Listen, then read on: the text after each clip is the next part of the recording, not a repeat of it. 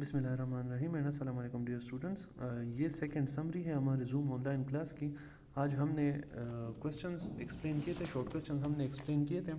So question number 1 है, normally object with large number of electron are electrically neutral. वो neutral क्यों होते हैं? Because the number of protons and number of electrons means that the number of positive charges and number of negative charges are equal. अगर किसी body में ज़्यादा number of electron है तो उसमें ज़्यादा नंबर ऑफ प्रोटॉन भी होंगे। So that is why they cancel the effect of each other और वो इलेक्ट्रिकली न्यूट्रल हो जाते हैं। How does shuffling feet across a carpet cause hair to stand on our body?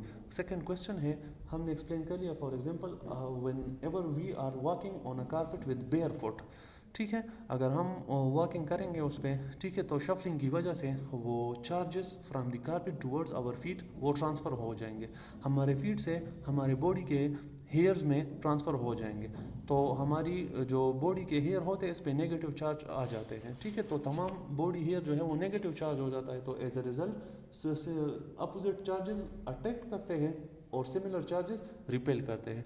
तो रिपल्जन की वजह से वो एक दूसरे से दूर जाने की कोशिश करते हैं। So as a result they stand on our body. Second question है, why neutral object are always attracted by charge object. हमें पता है कि attractive forces is always greater than that of the repulsive forces and due to the electrostatic induction the neutral object or the neutral body can be attracted toward the charged object. Why the pieces of paper initially attracted by charged comb fly away when they touch it?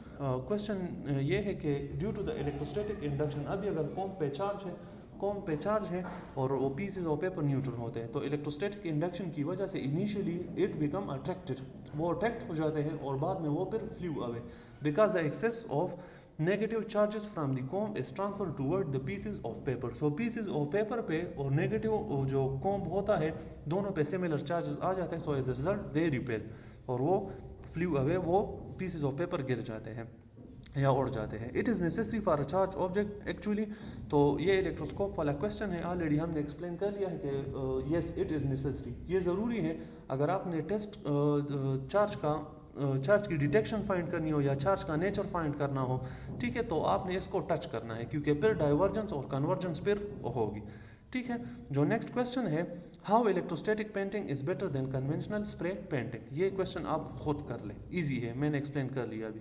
Why are lightning rod normally at a high elevation then the building they protect. क्यों होते हैं ये भी मैंने explain कर लिया है, ठीक है। तो इसमें सिंपल सी बात है कि वो लाइटनिंग रोड ऊपर की तरफ लगाते हैं क्योंकि वो जो लाइटनिंग गिरते हैं तो वो जो ऊपर से चार्जेस नीचे की तरफ आते हैं या गिरते हैं तो उसके लिए एक सेफ वे बन जाती है, तो वो बिल्डिंग ख़राब नहीं होता, बिल्डिंग की वायरिंग स्ट्रक्चर वगैरह फिर ख़राब नहीं होता।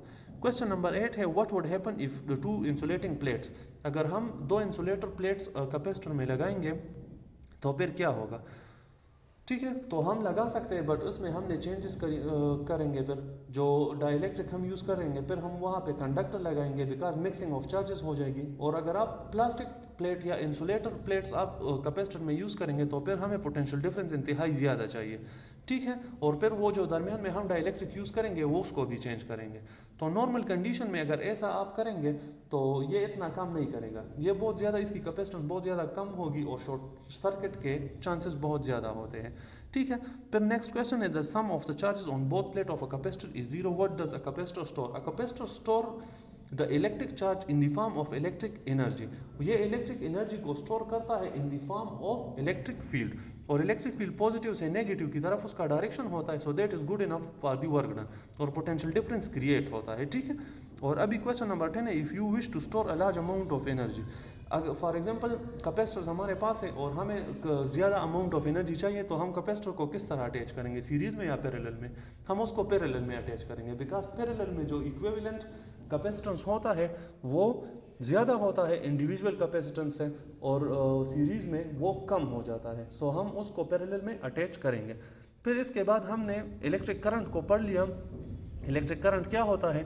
The rate of flow of charge is called electric current. किसी खास एरिया से फॉर एग्जांपल अगर कोई इलेक्ट्रॉन फ्लो करते हैं किसी स्पेसिफिक टाइम में किसी क्रॉस सेक्शनल एरिया से, उसको हम इलेक्ट्रिक चार्ज या इलेक्ट्रिक करंट हम उसको कहेंगे। इसका मैथमेटिकल फॉर्म भी हमने पढ़ लिया है, स्क्रीन पे मौजूद है, इसका यूनिट वगैरह भी हमने पढ़ लिया है, ठीक है। इंशाल्लाह see you in next lecture, stay safe, stay home.